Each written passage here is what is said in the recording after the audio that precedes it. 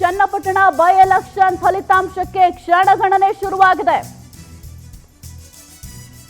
ರಾಮನಗರ ಸರ್ಕಾರಿ ಕಾಲೇಜಿನಲ್ಲಿ ಮತ ಎಣಿಕೆಗೆ ಸಿದ್ಧತೆಯನ್ನ ಮಾಡಿಕೊಳ್ಳಲಾಗ್ತಾ ಇದೆ. ಬೆಳಗ್ಗೆ 7 ಗಂಟೆಗೆ ಓಪನ್ ಆಗಲಿದೆ ಸ್ಟ್ರಾಂಗ್ ರೂಮ್. ಅಭ್ಯರ್ಥಿಗಳ ಎಲ್ಲ ಏನು ಮತಪೆಟ್ಟಿಗೆಗಳು ಕೂಡ ಸ್ಟ್ರಾಂಗ್ ರೂಮ್ನಲ್ಲಿದೆ. ಬೆಳಗ್ಗೆ 7 ಗಂಟೆಗೆ ಸ್ಟ್ರಾಂಗ್ ರೂಮ್ ಓಪನ್ ಆಗಲಿದೆ. ಬೆಳಗ್ಗೆ 8 ಗಂಟೆಯಿಂದ ಮತ ಎಣಿಕೆ ಆರಂಭ ಆಗಲಿದೆ. ಚನ್ನಪಟ್ಟಣ ಬೈ ಎಲೆಕ್ಷನ್ ಫಲಿತಾಂಶಕ್ಕೆ ಕ್ಷಣಗಣನೆ ಶುರುವಾಗಿದೆ. ರಾಮನಗರ ಸರ್ಕಾರಿ ಕಾಲೇಜಿನಲ್ಲಿ ಮತ ಎಣಿಕೆಗೆ ಜಿಲ್ಲಾಡಳಿತ ಸಕಲ ರೀತಿಯಲ್ಲೂ ಕೂಡ ಸಿದ್ಧತೆಯನ್ನ ಮಾಡಿಕೊಂಡಿದೆ. ಬೆಳಗ್ಗೆ 7 ಗಂಟೆಗೆ ಸ್ಟ್ರಾಂಗ್ ರೂಮ್ ಓಪನ್ ಆಗುತ್ತೆ. ಇದಾದ ನಂತರ ಬೆಳಗ್ಗೆ 8 ಗಂಟೆಯಿಂದ ಮತ ಎಣಿಕೆ ಕಾರ್ಯ ಆರಂಭ ಆಗಲಿದೆ.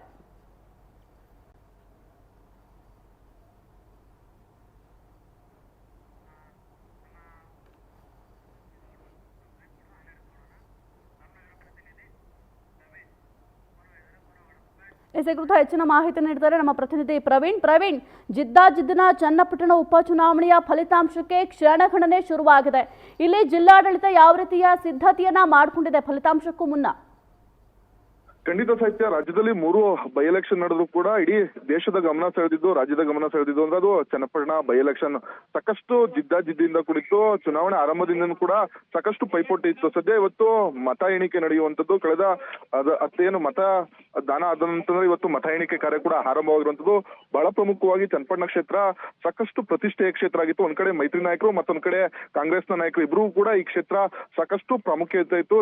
ಕ್ಷೇತ್ರವನ್ನ ಗೆಲ್ಲೇಬೇಕಂತೇಳಿ ಮಾಜಿ ಪ್ರಧಾನಿ ದೇವೇಗೌಡರ ಕುಟುಂಬ ಸೇರಿದಂತೆ ಈ ಕಡೆ ಸಿ.ಪಿ. ಯೋಗೇಶ್ವರ್ನ ಗೆಲ್ಸ್ಕೊಳ್ಳೇಬೇಕಂತೇಳಿ ಕೂಡ ಡಿ.ಸಿ.ಎಂ. ಡಿ.ಕೆ. ಶಿವಕುಮಾರ್ ಪಣವನ್ನ ತೊಟ್ಟಿದ್ರು. ಆ ನಿಟ್ಟಿನಲ್ಲಿ ಇವತ್ತು ಮತ ಎಣಿಕೆ ಕೂಡ ಆರಂಭವಾಗುವಂತದ್ದು. ಬೆಳಗ್ಗೆ 8 ಗಂಟೆಗೆ ಮತ ಎಣಿಕೆ ಕಾರ್ಯಕ್ಕೆ ಈಗ ಜಿಲ್ಲಾಡಳಿತ ಸಕಲ ರೀತಿಯಲ್ಲೂ ಕೂಡ ಸಿದ್ಧತೆಯನ್ನ ಮಾಡ್ಕೊಂಡಿರುವಂತದ್ದು. ಬಹಳ ಪ್ರಮುಖವಾಗಿ ಈ ಬಾರಿ ಚನ್ನಪಟ್ಟಣದಲ್ಲಿ ಒಂದು ರೀತಿ ದಾಖಲೆಯ ಮತದಾನ ಆಗಿರುವಂತದ್ದು. 88.80% ಮತದಾನ ಆಗಿರುವಂತದ್ದು. 2,06,000ಕ್ಕೂ ಹೆಚ್ಚು ಜನ ತಮ್ಮ ಹಕ್ಕನ್ನ ಚಲಾಯಿಸಿರೋದು. ಆ ನಿಟ್ಟಿನಲ್ಲಿ ಮತ ಎಣಿಕೆಗ ಸಕಲ ಸಿದ್ಧತೆನೂ ಕೂಡ ಜಿಲ್ಲಾಡಳಿತ ಮಾಡ್ಕೊಂಡಿರುವಂತದ್ದು. ಬೆಳಗ್ಗೆ 7:30ಕ್ಕೆ ಸ್ಟ್ರಾಂಗ್ ರೂಮ್ ಅನ್ನು ಓಪನ್ ಮಾಡ್ತಾರೆ. ಮೊದಲಿಗೆ ಆ ಬ್ಯಾಲೆಟ್ ಏನು ಪೋಸ್ಟಲ್ ಬ್ಯಾಲೆಟ್ ಗಳನ್ನ ಎಣಿಕೆ ಮಾಡುವಂತದ್ದು. ಏನಂದ್ರೆ 470 ಪೋಸ್ಟಲ್ ಬ್ಯಾಲೆಟ್ ಇದೆ, ಅದನ್ನ ಮೊದಲ ಎಣಿಕೆ ಮಾಡುವಂತದ್ದು. ತದನಂತರ ಏನು ಇವಿಎಂ ಮಿಷಿನ್ ಅಲ್ಲಿ ಇದ್ದಂತ ಮತಗಳನ್ನ ಎಣಿಕೆ ಮಾಡುವಂತದ್ದು. ಈಗಾಗಲೇ 3 ರೂಮ್ ಗಳನ್ನು ಕೂಡ ಸಿದ್ಧತೆ ಮಾಡ್ಕೊಂಡು 14 ಟೇಬಲ್ ಲೆಕ್ಕದಲ್ಲಿ ಮಾಡುವಂತದ್ದು.